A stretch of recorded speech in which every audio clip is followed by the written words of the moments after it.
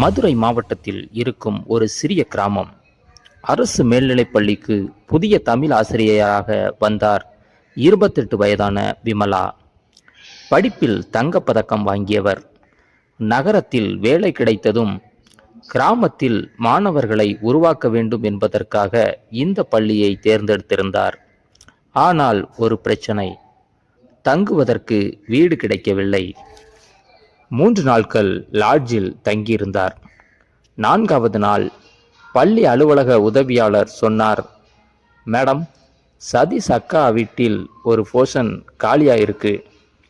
விமலா உடனே சம்மதித்தார். அதே நேரத்தில் ஊரின் மறுபக்கத்தில் ஒரு பழைய ஜீப்பை சரி செய்து கொண்டிருந்தான் 30 வயது சதீஷ். அவனுக்கு ஆட்டோ இருந்தாலும் பழைய வாகனங்களை வாங்கி சரி செய்து விற்கும் தொழிலும் இருந்தது.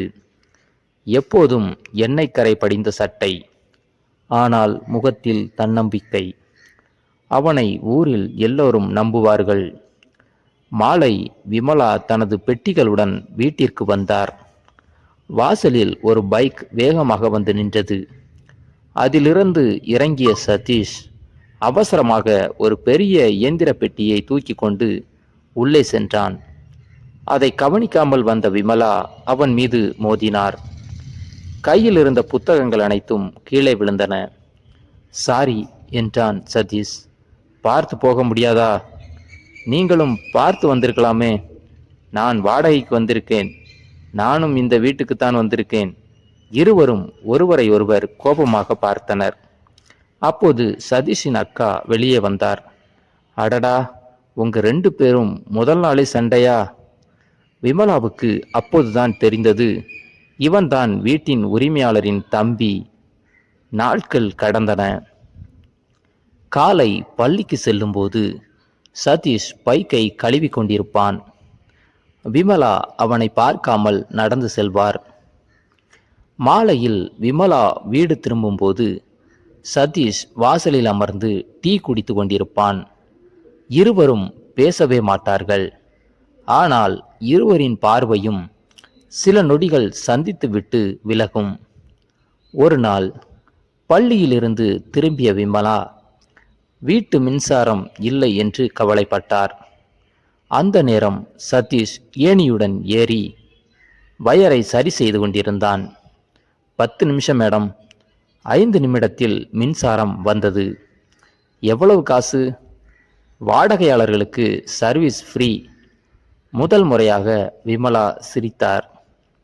அடுத்த வாரம் விமலா காய்ச்சலால் பள்ளிக்கு போகவில்லை. மதியம் கதவு தட்டப்பட்டது. வெளியே பார்த்தால் சதீஷ். கையில் சூடான ரசம், இட்லி. அக்கா அனுப்பினாங்க. விமலா வாங்கி கொண்டார். இரவு பாத்திரத்தை திருப்பி கொடுக்கும்போது, ரசம் நல்லா இருந்துச்சு. நான் தான் செஞ்சேன். நீங்களா? என் அம்மா கற்றுக் கொடுத்தது. அந்த இரவில் விமலாவுக்கு தூக்கம் வரவில்லை. அவன் பேசும் விதம், அவன் சிரிப்பு மனதில் சுற்றி கொண்டே இருந்தது. அதன் பிறகு சிறு சிறு விஷயங்களில் இருவரும் பேச ஆரம்பித்தனர். சதீஷ் தனது வேலை பற்றி சொன்னான். விமலா தனது மாணவர்களை பற்றி பேசினார். மெல்ல வாசலில் 5 நிமிடம் பேசுவது அரை மணி நேரமாக மாறியது. ஒரு மாலை மழை பெய்து கொண்டிருந்தது. மின்சாரம் போயிருந்தது. வாசலில் இருவரும் மழையை பார்த்து கொண்டிருந்தனர். டீச்சர், உங்களுக்கு மழை பிடிக்குமா? ரொம்ப. எனக்கும். இருவரும் ஒருவரை ஒருவர் பார்த்து சிரித்தனர். அந்த சிரிப்பில் சொல்லப்படாத காதல் இருந்தது.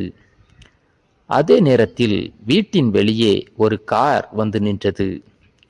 அதிலிருந்து சூட் அணிந்த ஒருவர் இறங்கினார். நேராக விமலாவிடம் வந்து, மேடம், நான் உங்களை 3 மாதங்களா தேடிக்கிட்டு இருக்கேன் என்றார். விமலா அதிர்ச்சியில் நின்றார். சதீஷ் குழப்பமாக அவரை பார்த்தான். அடுத்த நொடி விமலா மெதுவாக சொன்னார், நீங்க இங்க எப்படி வந்தீங்க? அந்த மனிதர் சிரித்தபடி கூறினார், நம்ம கல்யாணத்தை இனிமேல் தள்ளி போட முடியாது விமலா. சதீஷின் முகத்தில் இருந்த சிரிப்பு அந்த நொடியே மறைந்தது. வாசலில் நின்றிருந்த அந்த மனிதரின் வார்த்தைகள் சதீஷின் காதில் தொடர்ந்து ஒலித்தன. நம்ம கல்யாணத்தை இனிமேல் தள்ளி போட முடியாது. விமலா சில நொடிகள் எதுவும் பேசவில்லை. பிறகு அமைதியாக, உள்ளே வாங்க, வெளியில் நின்று பேச வேண்டாம் என்று கூறினார். சதீஷ் அங்கேயே நின்றான். அவனுக்குள் 1000 கேள்விகள். இவங்க ஏற்கனவே யாரையாவது காதலிச்சாங்களா? என்கிட்ட பழகினதெல்லாம் சாதாரண நட்பா? அன்று இரவு முழுவதும் அவனுக்கு தூக்கம் வரவில்லை. மறுநாள் விமலா வழக்கம்போல் பள்ளிக்கு புறப்பட்டார். வாசலில் சதீஷ் இருந்தான். ஆனால் முதல் முறையாக அவன் சிரிக்கவில்லை. Good morning. மார்னிங், அவ்வளவுதான். அன்று முதல் இருவருக்கும் இடையில் ஒரு தெரியாத தூரம் உருவானது. 3 நாட்கள் கடந்தன. மாலை பள்ளி முடிந்து வந்த விமலா வீட்டின் மொட்டை மாடியில் சதீஷ் தனியாக அமர்ந்திருப்பதை பார்த்தார். மெதுவாக அருகில் சென்றார். என்ன ஆச்சு? ஒண்ணுமில்ல. பொய் சொல்லாதீங்க. சதீஷ் சிரிக்க முயன்றான். சில கேள்விகளுக்கு பதில் தெரிஞ்சா மனசு கஷ்டப்படும். விமலா அமைதியாக அவன் அருகில் அமர்ந்தார். அந்த நாள் வந்தவர் யாருன்னு தெரிஞ்சுக்கணுமா? சதீஷ் தலையசைத்தான். அவர் பெயர் அரவிந்த், என் அத்தை மகன். நாங்க சின்ன வயசுல இருந்தே சேர்ந்தே வளர்ந்தோம். 2 குடும்பமும் பெரியவங்களானதும் எங்களுக்கு கல்யாணம் பண்ணணும்னு முடிவு பண்ணிட்டாங்க. ஆனா அது எங்க விருப்பம் இல்லை. நாங்க ஒருத்தரையொருத்தர் அண்ணன் தங்கை மாதிரி தான் பார்த்தோம். அப்போ அவருக்கு பிடித்த பெண் வேற. எனக்கும் வாழ்க்கையை நான் தேர்ந்தெடுக்கணும்னு ஆசை. ஆனா வீட்டில் சொல்ல தைரியம் இல்லை. சதீஷ் மெதுவாக அவளை பார்த்தான். அப்படின்னா? அதனால தான் அவர் என்னை தேடி வந்தார். வீட்டில் உண்மையை சொல்ல நான் சம்மதிக்கணும்னு. அந்த பதிலை கேட்டதும் சதீஷின் மனம் லேசானது. ஆனால் இப்பவும் ஒரு பிரச்சனை இருக்கு. என்ன? என் அப்பா. அவருக்கு நான் யாரையாவது விரும்புகிறேன்னு தெரிஞ்சா இந்த ஊரை விட்டே போயிட சொல்லிடுவார். அந்த மாலை சதீஷ் முதல் முறையாக தனது மனதை திறந்தான். விமலா, நான் உங்களை முதல்ல பார்த்தப்போ பிடிக்கல. நீங்க ரொம்ப கர்வமா இருக்கீங்கன்னு நினைச்சேன். ஆனா நீங்க மாணவர்களுக்காக செய்கிற விஷயங்களை பார்த்தப்புறம் என் மனசே மாறிடுச்சு. இப்ப உங்களை பார்க்காம ஒரு நாளும் போக முடியல. விமலாவின் கண்களில் கண்ணீர் மின்னியது. நானும். அதற்கு மேல் பேச முடியவில்லை. அடுத்த வாரம் அரவிந்த் மீண்டும் வந்தார். இந்த முறை தனியாக இல்லை, 2 குடும்பத்தாரையும் அழைத்து வந்திருந்தார். சதீஷ் பயந்தான். ஏதோ பிரச்சனை என்று நினைத்தான். ஆனால் அரவிந்த் சிரித்தபடி பேச ஆரம்பித்தார். எல்லாரும் அமைதியா கேளுங்க. இந்த கல்யாணம் நடக்காது. ஏன்னா விமலா என் மனைவி ஆக போறவங்க இல்லை. எல்லோரும் அதிர்ச்சியுடன் பார்த்தனர். அவர் அருகில் நின்றிருந்த ஒரு பெண்ணின் கையை பிடித்தார். இவள்தான் நான் காதலிக்கிற பெண். விமலாதான் எங்களுக்கு துணிச்சல் கொடுத்து வீட்டில் உண்மையை சொல்ல சொன்னாங்க. விமலாவின் அப்பா மெதுவாக தலை குனிந்தார். என் பொண்ணு சந்தோஷமா இருக்கணும். அவளோட விருப்பம்தான் முக்கியம். அவர் சதீஷை நோக்கி பார்த்தார்.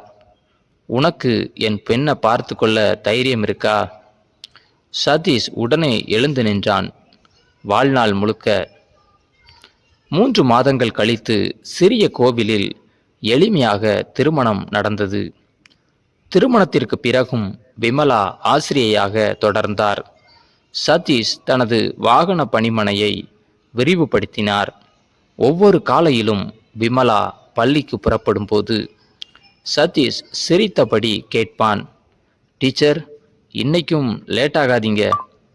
விமலா சிரித்தபடி பதில் சொல்வார். ஆமாம் மெக்கானிக் சார். இருவரின் வாழ்க்கையும் காதலால் மட்டுமல்ல, நட்பு, நம்பிக்கை, ஒருவரின் கனவை மற்றொருவர் மதித்த உறவாக அழகாக தொடர்ந்தது. இந்த ஸ்டோரி உங்களுக்கு பிடிச்சிருந்தா லைக் பண்ணுங்க, கமெண்ட் பண்ணுங்க. நம்ம சேனல் சப்ஸ்கிரைப் பண்ணாதவங்க சப்ஸ்கிரைப் பண்ணுங்க.